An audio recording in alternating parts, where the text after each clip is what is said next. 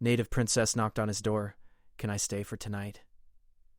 Lonely rancher knelt at her feet. Jake Harrison wiped the sweat from his brow as thunder rumbled across the Montana sky.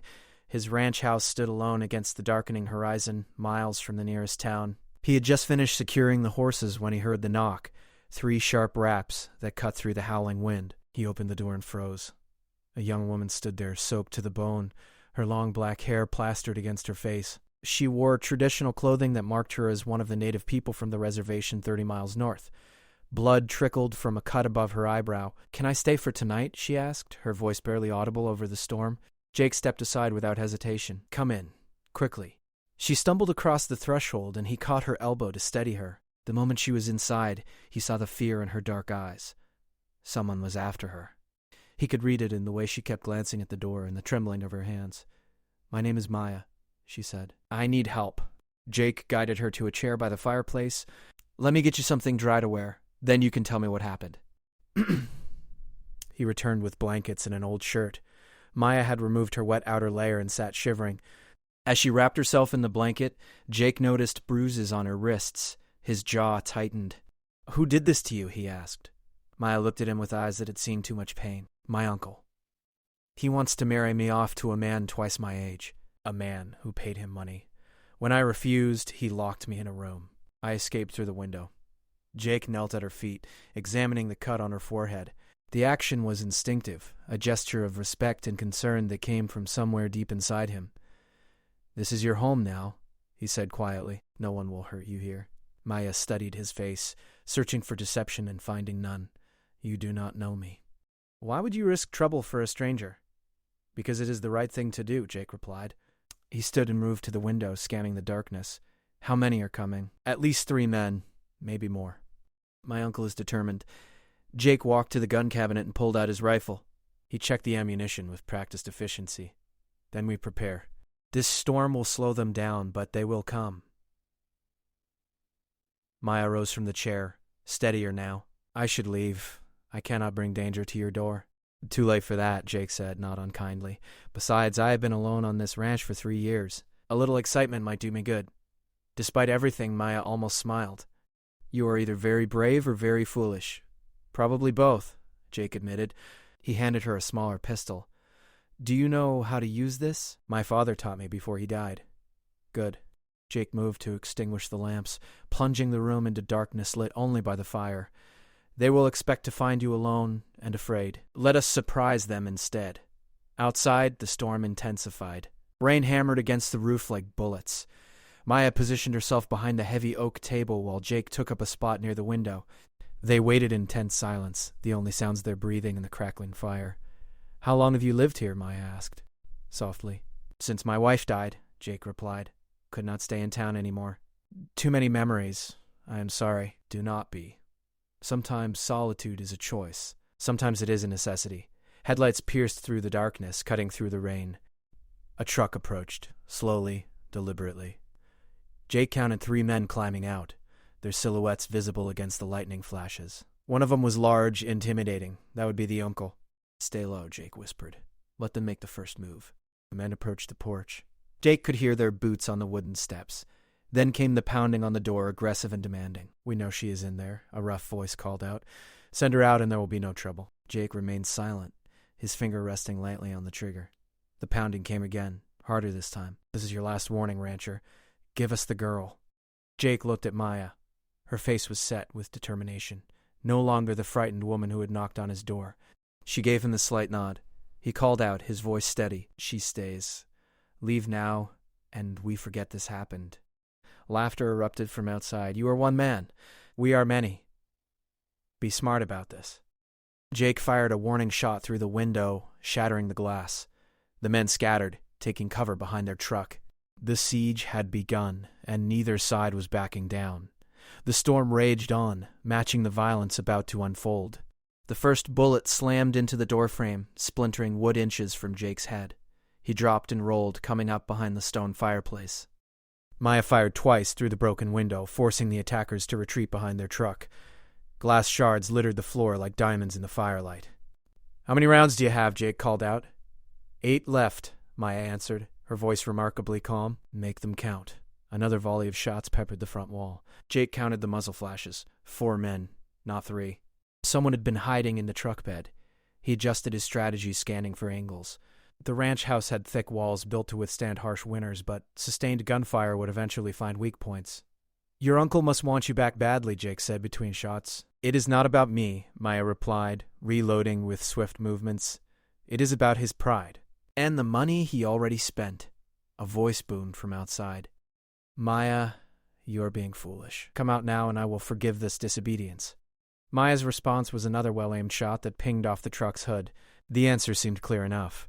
Jake crawled to the kitchen, staying below the window line. He grabbed the spare ammunition box from under the sink and a hunting knife from the drawer. On his way back, he noticed the cellar door. An idea formed. If they could lead the attackers inside, the confined space would negate their numbers advantage. "I have a plan," he told Maya, "but you will need to trust me completely." She met his eyes across the darkened room. "I already do. Otherwise, I would not have knocked on your door. When I give the signal, we retreat to the cellar. They will think we are cornered. But there is another exit through the old storm shelter. It comes up behind the barn. And then what? Then we circle around and end this, one way or another." A heavy impact shook the front door. They were trying to ram it open. Jake fired 3 quick shots through the door at waist height. A scream confirmed at least 1 hit. The ramming stopped. "You just killed my nephew," the uncle roared. "Now I will burn you both alive." Jake saw the flickering light of torches being lit. They were serious about the threat. Smoke would flush them out faster than bullets. Now he shouted to Maya, "Go." They scrambled toward the cellar entrance as flaming debris crashed through the windows. The curtains caught fire instantly, spreading across the wall with terrifying speed. Jake pulled the cellar door shut behind them and wedged a chair under the handle. It would not hold long, but it did not need to. The cellar was pitch black and smelled of earth and old potatoes. Jake clicked on a small flashlight, revealing a narrow tunnel that led away from the house. He had dug it himself during the first winter, paranoid about being snowed in, now that paranoia was saving their lives. "This way. Quickly." They moved through the tunnel in single file, the sounds of destruction fading behind them. Jake could hear the attackers breaking into the house above, shouting in confusion when they found it empty. By the time they figured out the deception, it would be too late. The tunnel opened into the storm shelter behind the barn. Jake pushed the heavy door open and rain immediately soaked them both. The storm had not lessened. If anything, it had grown worse. Lightning turned night into day every few seconds, thunder so loud it vibrated in their chests. "Stay close," Jake said, leading her around the barn's perimeter. They could see the ranch house fully engulfed in flames now, orange light dancing against the storm-dark sky. 3 men stood watching it burn, their backs to Jake and Maya. A 4th lay on the ground, clutching his leg where Jake's bullet had found its mark. Jake raised his rifle, but Maya touched his arm. "Wait. I want them to know it was me." She stepped into the open, rain streaming down her face. Her voice cut through the storm like a blade. "Uncle Peter." The 3 men spun around, shock and rage twisting their features. The largest one, Peter reached for his gun. Maya was faster. Her first shot hit the ground at his feet. The second took the hat off the man beside him. "I am not your property," she said. "I am not anyone's property. You will leave this place and never return. If you do, I will not miss next time." Peter's face contorted with fury. "You ungrateful girl. After everything I did for you." "You did nothing but sell me like livestock," Maya shot back. "My father would be ashamed of what you have become." Jake kept his rifle trained on the other 2 men, watching for sudden movements. The injured man on the ground was trying to crawl toward the truck. The flames from the burning house illuminated everything in harsh, flickering light. "Your father was a fool who died poor," Peter spat. "I made a good deal for you. That man would have given you a comfortable life." "A prison is still a prison, no matter how comfortable," Maya replied. "I choose my own path." "Then you choose to be an outcast. The tribe will hear of this." "Let them hear. I would rather be free and alone than owned and miserable." Peter took a step forward. Jake fired a warning shot that kicked up mud between them. "That is far enough. This does not concern you, rancher. Walk away and live." Jake laughed, a harsh sound. "You burned my house down. You made it my concern the moment you brought violence to my land." The standoff stretched out, tension thick as the smoke billowing from the ruins. Finally, Peter lowered his weapon. "This is not over," he said to Maya. "Not by a long way." "Yes, it is," Maya said firmly. "Go back and tell everyone that I am dead if you want. Tell them I burned in the fire. I no longer exist to you." Peter glared at her for a long moment. then gestured to his men. They loaded the injured man into the truck and drove away, taillights disappearing into the storm. Jake and Maya stood in the rain, watching until they were certain the men would not return. "You're home," Maya said quietly, staring at the burning wreckage. "I am so sorry." Jake shrugged, surprising himself with how little the loss affected him. It was just a building, full of ghosts anyway. Maybe it needed to burn. But where will you go? "Where will we go?" Jake corrected. "You said it yourself. You are an outcast now. Seems we have something in common." Maya looked at him with something like wonder. "You would let me stay? After all this?" Jake smiled for the first time that night. "You knocked on my door asking for shelter? As far as I'm concerned, the offer still stands. Though we might need to find a new door." They walked to the barn, which had been spared from the flames. Inside, the horses nickered nervously, disturbed by the smoke and chaos. Jake found some dry blankets and led Maya to the small tack room he sometimes used when working late. "We will rebuild," he said, settling against the wall. "Better than before. No more ghosts." "No more running." Maya sat beside him, close enough that their shoulders touched. "Why are you doing this?" "You do not know me. You do not owe me anything." Jake was quiet for a moment, considering. "When my wife died, I thought my life was over too. I went through the motions, existing but not living. Then you showed up at my door, and for the first time in 3 years I had a purpose. Someone needed me. Maybe I needed that more than you needed shelter." Maya rested her head on his shoulder. "My father used to say that the spirits guide us to where we need to be. I thought he was just trying to comfort me after my mother died. But maybe he was right." "Maybe he was," Jake agreed. Outside, the storm began to fade. The rain softened to a steady drizzle. The first hints of dawn touched the eastern sky, turning it from black to deep purple. The burning house had collapsed into smoldering ruins, but the barn stood strong. The horses were safe. They were alive. "What will we do now?" Maya asked. "First, we sleep. Then we figure out the rest, one day at a time. But they will come back. My uncle will not give up so easily." Jake checked his rifle, then set it within easy reach. "Then we will be ready. This time, we will see them coming." Maya closed her eyes, exhaustion finally catching up with her. "Thank you," she whispered, "for opening your door." "For believing me." "Thank you for knocking," Jake replied. He meant it. Despite the danger, despite the loss of his home, he felt more alive than he had in years. Sometimes destruction clears the way for something better. Sometimes you have to lose everything to find what really matters. They sat together in the quiet barn, listening to the rain and the gentle sounds of the horses. Two outcasts who had found each other in the storm. Two people who had been running from pain and had instead run straight into something neither expected. Hope. Purpose. Connection. The sun rose slowly, painting the Montana sky in shades of gold and pink. Jake looked at the ruins of his old life and felt no regret. Only anticipation for what came next. Beside him, Maya slept peacefully for the first time in weeks, safe in the knowledge that she was no longer alone. The ranch would rise again. They would make sure of it. Together. 3 weeks later, the frame of the new house stood against the blue Montana sky. Jake hammered another board into place while Maya mixed mortar for the stone foundation. They worked in comfortable silence. A rhythm developed through long days of shared labor. The barn had served them well, but winter was coming and they needed proper shelter. Rider approaching, Maya called out, shading her eyes against the afternoon sun. Jake climbed down from the frame, his hand instinctively moving toward the rifle leaning against a nearby post. But as the figure drew closer, he relaxed. It was Danny Martinez from the neighboring ranch, 15 miles east. Danny pulled his horse to a stop and tipped his hat. "Heard you had some trouble a few weeks back." "Saw the smoke from my place, but the storm was too bad to ride over. Nothing we could not handle," Jake replied. "Danny, this is Maya. She is my partner now. We are rebuilding together." Danny nodded respectfully to Maya. "Ma'am." He turned back to Jake.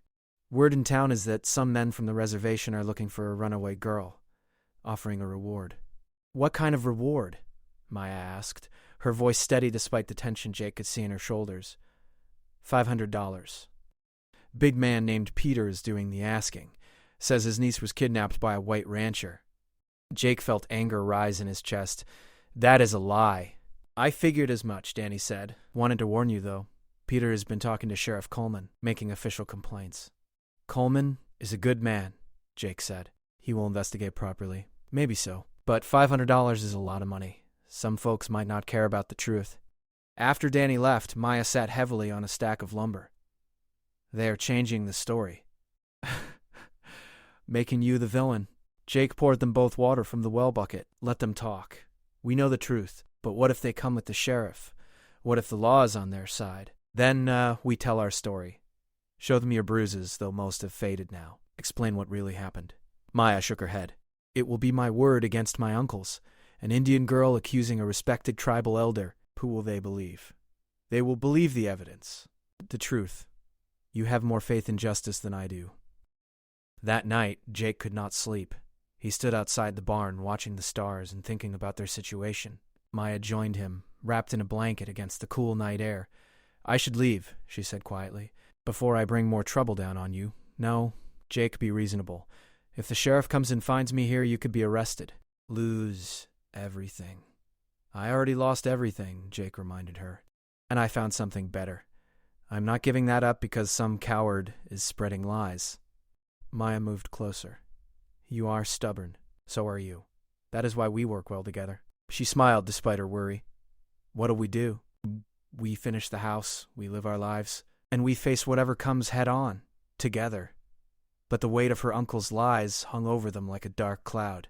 4 days later, Sheriff Coleman rode up with a deputy Jake did not recognize. Both men wore serious expressions. Jake Harrison, Coleman called out. Need to have a word with you. Jake set down his hammer and walked over, Maya following close behind. Sheriff, what brings you out this way? Coleman glanced at Maya, then back to Jake. Got a complaint filed against you? Serious one. Man named Peter Whitehorse says you are holding his niece against her will. That is not true, Maya said immediately. I came here seeking help. My uncle tried to force me into marriage. I escaped and Jake gave me shelter. Coleman pulled out a small notebook. So you admit you are Maya Whitehorse. I am Maya Whitehorse, but I am 23 years old and free to make my own choices. My uncle has no legal authority over me. Your uncle says you were engaged to be married. Says the dowry was already paid. According to tribal law, that is a binding agreement. Tribal law does not supersede federal law, Jake interjected. She is an adult. She has the right to refuse marriage. The deputy, a young man with a thin mustache, spoke up. Sounds like you were holding her here to avoid the engagement. Look at me, Sheriff, Maya said, stepping forward. Do I look like a prisoner? I work beside Jake every day. I am free to leave whenever I choose. I choose to stay. Coleman studied her carefully. Any truth to the bruises? Your uncle mentioned you had some injuries. From him, Maya said bluntly. When I refused to marry, he locked me in a room. I escaped through a window. The bruises have mostly healed now, but Jake saw them when I first arrived. Jake nodded. They were on her wrists. Defensive marks. She was terrified when she came to my door. The sheriff sighed, clearly uncomfortable with the situation. This is complicated. Your uncle has rights under tribal jurisdiction. Not over me, Maya insisted. I left the reservation of my own free will. I am on federal land now, living with someone who has given me sanctuary. What right does my uncle have to drag me back? He says it is about family honor. It is about money, Maya corrected, and I refuse to be sold. Coleman closed his notebook. I am going to need to file a report. Talk to some people. This kind of situation, cultural laws versus federal laws, it gets messy. We understand, Jake said, but Maya's not going anywhere unless she chooses to. The deputy frowned. You cannot just defy tribal authority. Watch me, Jake replied calmly. After the sheriff left, Maya paced anxiously. This is only beginning. My uncle will not stop. Then neither will we, Jake said. But we need help. Someone who knows the law better than we do. Jake rode into town the next day and sought out the only lawyer he knew, an older woman named Helen Carter who had handled his wife's estate. She listened to the entire story with sharp, intelligent eyes. Your friend is right to be worried, Helen said. These disputes can drag on for months. Years, even. But she has a strong case. She is an adult, there is evidence of abuse, and she left voluntarily. Can her uncle force her to return? Not legally. But he can make life difficult. File civil suits, claim property disputes, harass you both. Men like that do not like losing. What do? Document everything. Keep records of her work on your ranch, proof that she is a willing partner in rebuilding. Photographs of the bruises if you have any. We do not. Then get a doctor to examine her, note any remaining marks, build a paper trail that shows she is here by choice, contributing to the household, living independently. Jake left the lawyer's office with a clearer plan but a heavier heart. This fight was far from over. When he returned to the ranch, he found Maya had made significant progress on the foundation. She looked up as he dismounted. What did the lawyer say? That we have a fight ahead of us. But we can win. Maya nodded slowly. I knew it would not be easy. They worked side by side until sunset, the physical labor a welcome distraction from their worries. As darkness fell, they sat by the small campfire outside the barn, eating a simple dinner of beans and cornbread. Tell me about your wife, Maya said suddenly. Jake was quiet for a long moment. Her name was Caroline. We met in school, married young. She was kind, gentle, everything I was not. How did she die? Fever. Started as a cold, turned into something worse. By the time I got the doctor out here, it was too late. She died in our bed, holding my hand. I am sorry. It was 3 years ago. Feels like a lifetime now. Jake poked at the fire with his stick. She would have liked you. Caroline always said I needed someone who could challenge me, keep me honest. You think she would approve of me being here? Jake smiled. She would say it was about time I stopped moping and started living again. Maya reached over and squeezed his hand. Then I am grateful to her for shaping you into the man who opened his door when I knocked. They sat in comfortable silence, hands still joined, watching the stars emerge one by one. Whatever challenges lay ahead, they would face them together. The new house was rising from the ashes of the old. Maybe they were too. The next morning brought unexpected visitors. 3 women arrived on horseback, their faces weathered and kind. The eldest, a woman with silver streaks in her long black hair, dismounted and approached Maya directly. My name is Ruth Clearwater, she said. I am a friend of your mother's family. We heard what happened. Maya stood frozen, uncertain. What do you want? To help, Ruth replied. Your uncle has been spreading lies, turning the community against you. But there are those of us who remember your father, who know the kind of man Peter has become. We will testify on your behalf if needed. The other 2 women nodded. One was younger, perhaps 30, with bright eyes.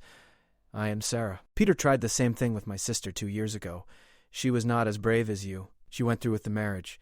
She is miserable. We cannot stand by and watch him do this again, the 3rd woman added. Maya's eyes filled with tears. Why would you risk his anger for me? Ruth stepped forward and took Maya's hands. Because your mother was my dearest friend, because your father was a man of honor, and because what Peter is doing is wrong. Someone has to stand up to him. Jake watched the exchange with relief. They were not alone in this fight after all. Allies were emerging. People willing to challenge Peter's authority.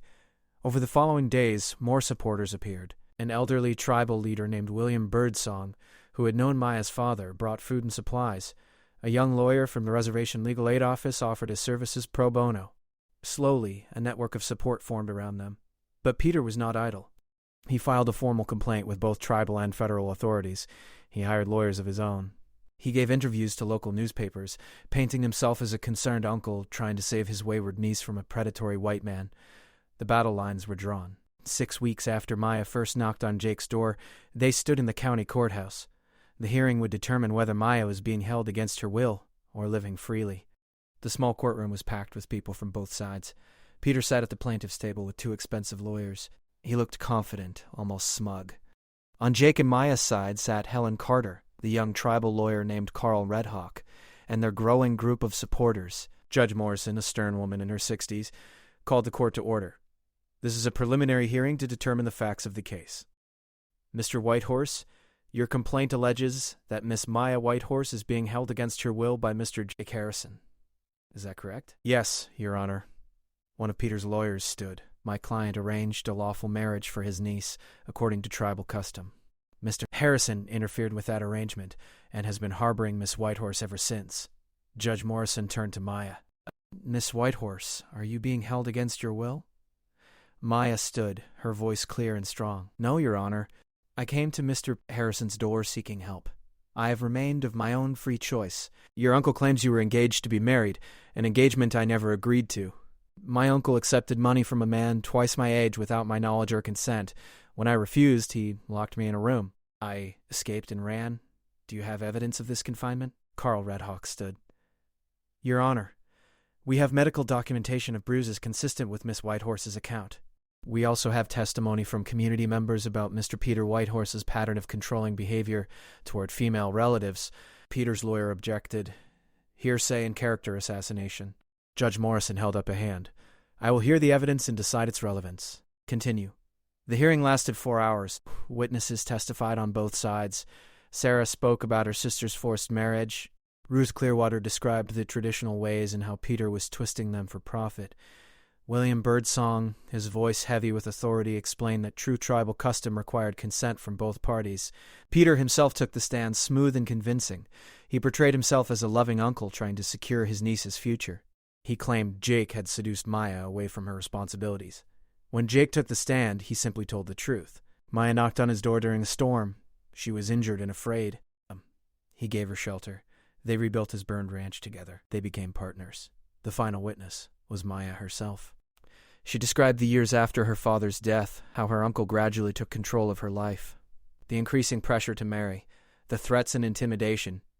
The night she escaped through the window and ran through the storm. And when you arrived at Mr. Harrison's ranch, Peter's lawyer asked on cross-examination, did he take advantage of your vulnerable state? No, Maya said firmly. He gave me blankets, food, and safety. He asked nothing in return. You are asking the court to believe that a stranger helped you out of pure kindness. Maya looked directly at the judge. I am asking the court to recognize that I am an adult woman capable of making my own decisions. I choose to live and work alongside Jake Harrison. That choice should be respected. Judge Morrison reviewed her notes. I will render my decision in 1 week. Until then, Miss Whitehorse, where do you wish to reside? At the ranch with Jake, Maya answered without hesitation. The judge nodded. So ordered. Court adjourned. They left the courthouse exhausted but hopeful. Ruth Clearwater hugged Maya tightly. You spoke well. Your parents would be proud. That evening, back at the ranch, the new house was nearly complete. Jake and Maya stood in what would be the main room, surrounded by fresh lumber and the smell of sawdust. Whatever the judge decides, I want you to know something, Jake said. These past weeks, working beside you, rebuilding together, it has meant everything to me. You brought life back to this place. To me. Maya turned to face him. When I knocked on your door that night, I was running away from everything, but I found something I had not known I was looking for. Home, purpose, you. Jake reached for her hand. If the judge rules against us, we will appeal. We will fight this as long as it takes. I know, but I'm not afraid anymore. Whatever comes, we face it together. The week passed slowly. They finished the house, moving their few belongings from the barn into the bright new rooms. Jake built furniture while Maya planted a garden. They created a life deliberately and carefully, as if each action was an act of defiance against those who wanted to tear them apart. On the 7th day, they returned to the courthouse. The same crowd filled the room. Judge Morrison took her seat and opened a folder. After reviewing all evidence and testimony, I find as follows. She looked directly at Peter. Mr. Whitehorse, your claim that your niece is being held against her will is without merit. The evidence clearly shows she is living freely, contributing to the household, and exercising her right as an adult to choose her own path. Peter's face darkened with rage. His lawyers whispered urgently to him. Furthermore, the judge continued, the evidence of your attempt to force Miss Whitehorse into an unwanted marriage, combined with testimony about your treatment of other female relatives, is deeply concerning. I am referring this matter to the tribal council for their review. She turned to Maya. Miss Whitehorse, you are free to live where and with whom you choose. This court finds no evidence of coercion or improper conduct by Mr. Palverf. Harrison. The courtroom erupted. Supporters cheered while Peter stormed out, his lawyers scrambling to follow. Jake and Maya sat still for a moment, letting the reality sink in. They had won. Outside, in the bright Montana sunshine, Ruth hugged them both. This is just the beginning. You have shown others that they can fight back, too. Jake shook hands with their supporters, thanking them for standing with them. But his eyes kept returning to Maya, who stood tall and free, no longer running, no longer afraid. As they rode back to the ranch, Maya broke the silence. What do we do now? Jake smiled. Whatever we want. We have a house to finish, a ranch to run, a life to build. Together, Maya added. Together, Jake agreed. The ranch was theirs. The future was theirs. And every day forward would be their choice, not anyone else's. The door Maya had knocked on that stormy night had opened to more than just shelter. It had opened to possibility, to freedom, to a new beginning for them both. Bah. Winter arrived early that year, blanketing the ranch in thick snow by late October, but the new house stood warm and solid, smoke rising from its chimney into the gray sky. Jake and Maya worked together to prepare for the harsh months ahead, storing food, securing the barn, making sure the livestock had adequate shelter. One morning Jake woke to find Maya already up, standing by the window and watching the snow fall. Something in her posture made him concerned. "What is wrong?" he asked. "A rider came last night while you were asleep. One of the young men from the reservation. He brought news." Jake sat up. "What of news? My uncle died 3 days ago." "A heart attack," they said. "He was found in his home." Jake moved to stand beside her. "How do you feel about that?" Maya was quiet for a long moment. "I thought I would feel relief, or maybe satisfaction. But I just feel empty. He was family once, before greed and bitterness twisted him into someone cruel. You do not have to justify your feelings. The funeral is tomorrow. They want me to come. To make peace. Do you want to go?" Maya turned to look at him. "Will you come with me?" They rode out the next morning, the journey taking most of the day through deep snow. The reservation was smaller than Jake had imagined, a collection of modest homes and community buildings. People stared as they passed, some with curiosity, others with open hostility.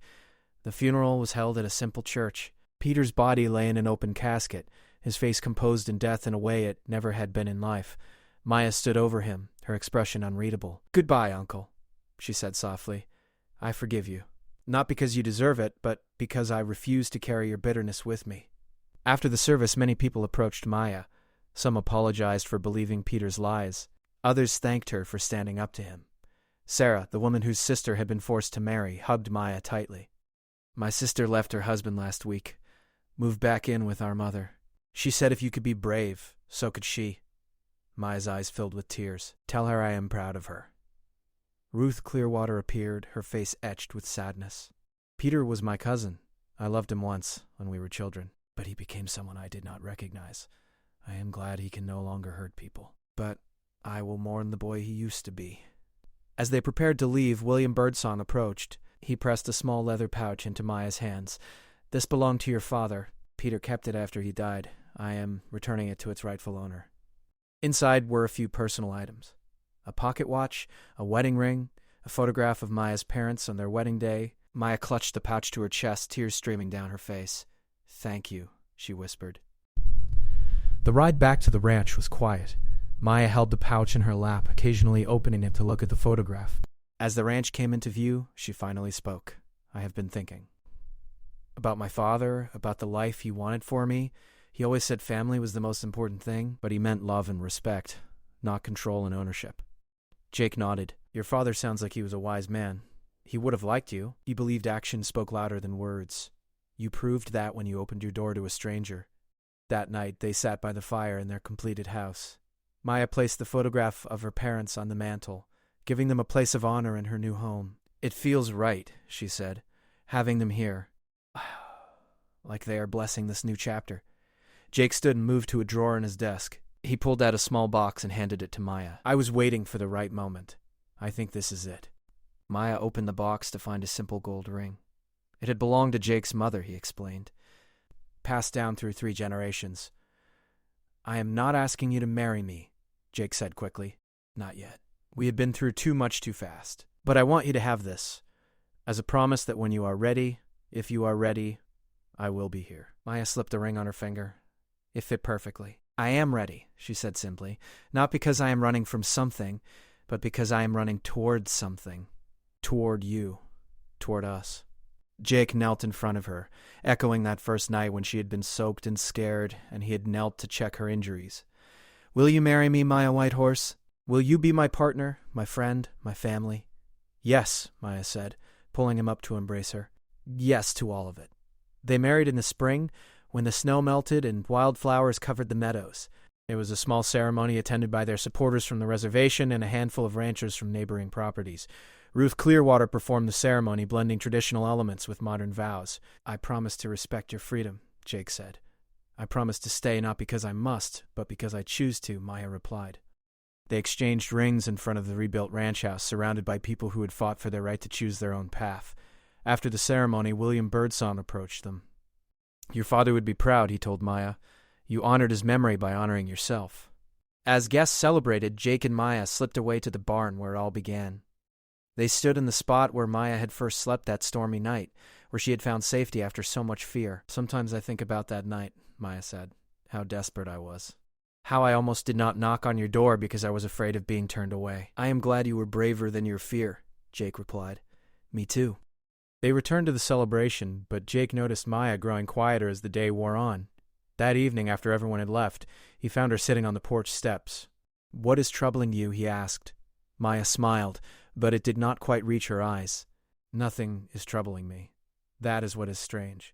For so long I've been fighting. Running. Surviving. Now that the battle is over, I do not quite know who I am without the struggle. Jake sat beside her. Then we figure it out together. We build a life based on what we want, not what we are fighting against. What do you want? Honestly, Jake said, I want simple things. To wake up next to you, to work hard and see results, to raise horses and maybe someday children, to grow old on this land with someone I love. Maya leaned against him. That sounds perfect. What do you want? He asked. I want to feel safe. Not just physically, but safe to be myself. To make mistakes and learn from them. To have a voice that matters.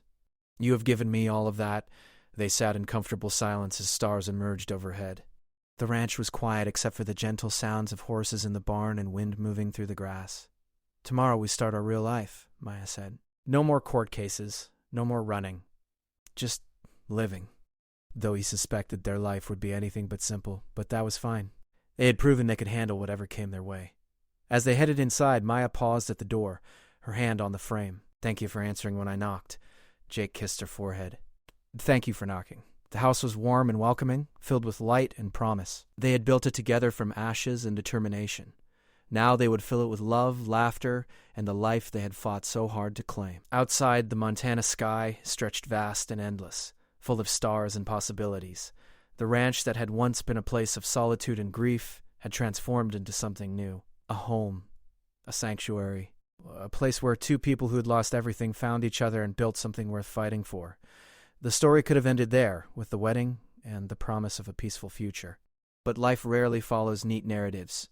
2 months after the wedding, Maya discovered she was pregnant. The news filled them both with joy and terror in equal measure. They had talked about children someday, but someday had arrived sooner than expected. What if I am a terrible mother? Maya worried. I barely remember my own mother. I have no example to follow. Jake pulled her close. You are kind, strong, and brave. Those are the qualities that matter. We will learn together. But the pregnancy was difficult from the start. Maya suffered severe morning sickness that lasted all day. She lost weight instead of gaining it. The doctor from town, an older man named Dr. Patterson, visited regularly and grew increasingly concerned. She needs rest, he told Jake. Complete rest. The baby is taking everything from her. Maya refused to stop working. I am not fragile, she insisted. I will not spend months lying in bed. But her body had other plans. At 5 months, she collapsed while working in the garden. Jake found her unconscious, blood staining her dress. He rode harder than he ever had, carrying her to town, praying the entire way. Dr. Patterson examined her thoroughly. The baby's fine, he said, but Maya's exhausted. Her body is not coping well with the pregnancy. She needs to rest, or she will lose the baby, possibly her own life. Maya woke to find Jake sitting beside her bed, his face haggard with worry. I am sorry, she whispered. Never apologize for things beyond your control, Jake said. But the ranch needs work. I should be helping. The ranch needs you alive more than it needs another fence built. Maya reluctantly agreed to rest. The weeks that followed were challenging for both of them. Maya chafed at her confinement while Jake tried to manage all the ranch work alone. Ruth Clearwater moved in temporarily to help, bringing herbal remedies and steady hands. Your mother was the same way, Ruth told Maya one evening. Stubborn as they come. She worked until the day before you were born, despite everyone telling her to rest. Did she? Maya asked eagerly. I would be so busy so little about her mother. She did. And she was fine. You were fine. Some women have easy pregnancies. Some do not. It does not reflect on your strength. I feel useless. You are growing a human being inside you. That is the opposite of useless. The baby came early, on a cold November morning. Maya's labor was long and difficult. Dr. Patterson worked tirelessly while Ruth held Maya's hand and Jake paced outside, forbidden from the room by the doctor's strict orders. 18 hours after labor began, a baby's cry finally pierced the air. Jake burst into the room to find Maya exhausted but smiling, holding a tiny bundle wrapped in blankets. "A daughter," Ruth announced, tears streaming down her face. "A beautiful, healthy daughter." Jake approached slowly, almost afraid to believe it was real. Maya carefully handed him the baby. He looked down at the tiny face, the dark eyes already alert and watching. "She has your mother's eyes," Maya said softly. "And your father's chin," Jake replied. "What should we name her?" They had discussed names for months but never reached a decision. Now, looking at their daughter, the answer seemed obvious. "Caroline Ruth," Maya said. "After the women who shaped our lives." "Perfect," Jake agreed. Motherhood transformed Maya in ways she had not expected. The fierce warrior who had faced down her uncle became gentle and patient with her daughter, but she also maintained her strength, refusing to be defined solely by motherhood. When Caroline was 3 months old, Maya resumed working on the ranch, carrying the baby in a sling while she tended the garden and fed the chickens. She could not do the heavy work yet, but she could contribute. Jake worried constantly, "You are doing too much." "I am doing what I need to do.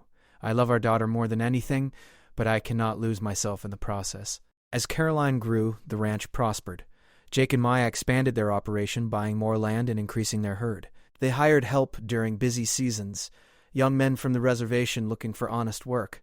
Maya made sure they were paid fairly and treated with respect. Word spread. The ranch run by the white man and his native wife, who treated workers like family, became known throughout the region. Sought work there, some staying for years, learning ranching and saving money for their own futures. Caroline's second birthday brought unexpected visitors. A well-dressed couple arrived in an expensive automobile, claiming to be representatives from the tribal council. "We have heard much about your ranch," the man said. "About how you employ our young people. Teach them skills." "We try to treat people fairly," Jake replied cautiously. The woman spoke up. "We are starting a program to help young people from the reservation learn trades and business skills. We would like to partner with you. Send students to work and learn here." Maya and Jake exchanged glances. It was an honor, but also a huge responsibility. "What would you need from us?" Maya asked. "Training, mentorship, and fair wages. We would provide supplemental education. Help these young people build futures." They agreed, and the program began the following spring. 5 young men and 2 young women arrived, eager to learn. Maya took special interest in the women, teaching them everything she knew about managing a household, growing food, and handling finances. One of the girls, a quiet teenager named Lisa, reminded Maya of herself at that age. Lost, uncertain, looking for purpose. Maya made sure Lisa knew she had choices, that her future was not predetermined by others. "You can be anything you want," Maya told her. "Rancher, teacher, doctor. Do not let anyone tell you otherwise." Lisa soaked up the encouragement like desert soil absorbing rain. Over the months, she blossomed, becoming confident and skilled. When the program ended, she told Maya she wanted to become a veterinarian. "Then you will," Maya said. "And when you finish school, you will always have a place here if you want it." Lisa left for college 2 years later, but she wrote regularly. Her letters were full of excitement about her studies, gratitude for the opportunities she had been given. She was not the only one. Other students went on to start their own ranches, become teachers, open businesses. The program Maya and Jake had helped start was changing lives. But success brought new challenges. Some of the older, more traditional members of the tribal council resented the program, seeing it as abandoning traditional ways. Others accused Maya of being a traitor, choosing a white man's life over her heritage. The criticism hurt, but Maya refused to let it define her. One evening, speaking at a tribal council meeting, she addressed the concerns directly. "I have not abandoned my heritage. I carry it with me every day. But I refuse to accept that honoring my culture means accepting abuse or denying opportunities. My father taught me that tradition should guide us, not imprison us. I am teaching the next generation that they can honor where they come from while building something new." Her words did not convince everyone, but they resonated with the younger generation. More families began allowing their children to participate in the program. More young people found their paths, whether that meant staying on the reservation or venturing into the wider world. Caroline grew into a bright, curious child who moved easily between 2 worlds. She learned traditional stories from Ruth Clearwater and modern science from books Jake ordered from the city. She rode horses before she could properly walk and helped with ranch chores as soon as she was able. When she was 5, she asked Maya a question that had been coming for years. "Mama, why do some people look at us funny when we go to town?" Maya had prepared for this conversation, but it still hurt to have it, because your papa is white and I am native, and some people think that is wrong. Is it wrong? No, sweetheart. Love is never wrong. Family is never wrong. But not everyone understands that yet. Will they ever understand? Maybe. Some will. Others will not. But what matters is that we know the truth. Caroline thought about this. I'm glad you knocked on Papa's door that night. Maya smiled. Me too, baby. Me too. The ranch continued to thrive. Jake and Maya bought adjacent land when it became available, expanding their operation. They built a school building for the training program, hired additional instructors, created scholarships for exceptional students. On their 10th wedding anniversary, they stood together on the porch of the house they had built from ashes. Caroline was playing in the yard, chasing chickens and laughing. The sun was setting over the Montana mountains, painting the sky in brilliant colors. Did you ever imagine this when you knocked on my door? Jake asked. Maya leaned against him. I imagined safety. Shelter from a storm. I never imagined finding home. Finding family. Finding purpose. We built something good here. We did. And it is not finished yet. Jake smiled. What do you want to build next? Maya thought about all the young people they had helped, all the lives they had touched. I want to expand the program. Bring in girls who are running like I was. Give them a place to heal, to learn, to become strong. A sanctuary. Exactly. Then we will build it. And they did. Over the next few years, they added housing for young women escaping difficult situations. They partnered with social services on and off the reservation. They created a place where girls could feel safe while learning skills and building confidence. Some stayed for weeks, some for months, a few for years. Each one left stronger than when she arrived, carrying with her the knowledge that she had choices, that her life was her own. Maya worked tirelessly, drawing on her own experiences to help others. She knew what it felt like to be trapped, to be afraid, to feel like there was no way out. She made sure every girl who came through their doors knew there was always a way forward. Jake supported her completely, even when the work was difficult and the stories heartbreaking. He provided the stability and strength, while Maya provided the understanding and empathy. Together they created something neither could have built alone. Caroline grew up surrounded by these stories of resilience and transformation. She learned early that life was not fair, but that did not mean you stopped fighting for what was right. On her 16th birthday, she told her parents she wanted to become a lawyer. I want to help people like you help those girls, she said, but through the law. Make sure they have legal protection, not just shelter. Maya felt her eyes fill with tears. Your grandfather would be so proud. Jake hugged his daughter tightly. You can be anything you want.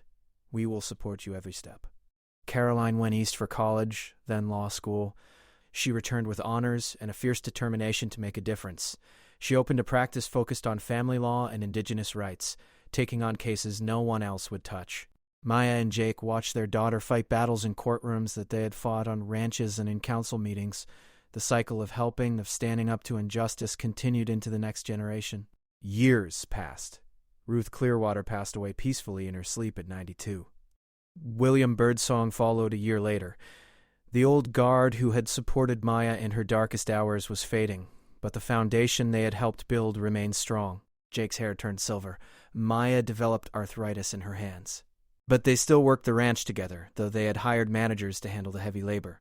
The training program was now run by former students, a self-sustaining operation that no longer needed daily oversight.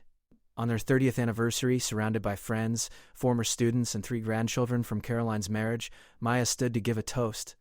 30 years ago, I knocked on a door during a storm. I was running from everything I knew, terrified and alone. The man who answered that door could have turned me away. Instead, he gave me shelter. And in giving me shelter, he gave me everything. She looked at Jake, her eyes bright with emotion. We built a life from nothing. We faced down hatred and fear. We raised a daughter who fights for justice. We helped countless young people find their paths. And we did it all together. Jake stood and took her hand. When Maya knocked on my door, I was dead inside. Going through motions, haunted by ghosts, she brought life back to this ranch. To me, everything good in my life started with that knock. They kissed while everyone cheered. The ranch spread out around them, vibrant and alive, filled with purpose and hope. Later that evening, after everyone had left, Maya and Jake sat on the porch as they had countless times before. The stars were brilliant overhead, the air warm with summer. Do you have any regrets? Jake asked. Maya thought carefully before answering. I regret the pain my uncle caused. I regret not having more time with my parents. But I do not regret knocking on your door. I do not regret fighting for our life together. Every struggle, every challenge led us here. To this moment, to this life, to our family, to everything we built. Jake pulled her close. Thank you for being brave enough to knock. Thank you for being kind enough to answer. They sat in comfortable silence as the night deepened around them.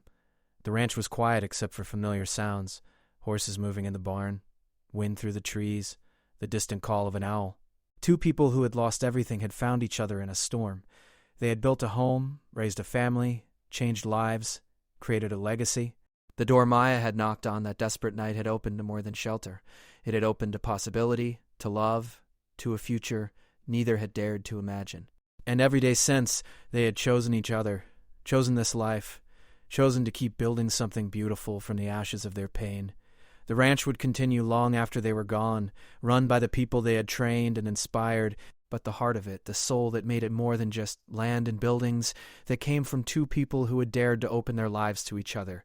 Maya leaned her head on Jake's shoulder, content and complete. The storm that had driven her to his door was long past, but the shelter she had found that night remained, solid and unwavering, a testament to courage, kindness, and the transformative power of choosing love over fear. The stars wheeled overhead.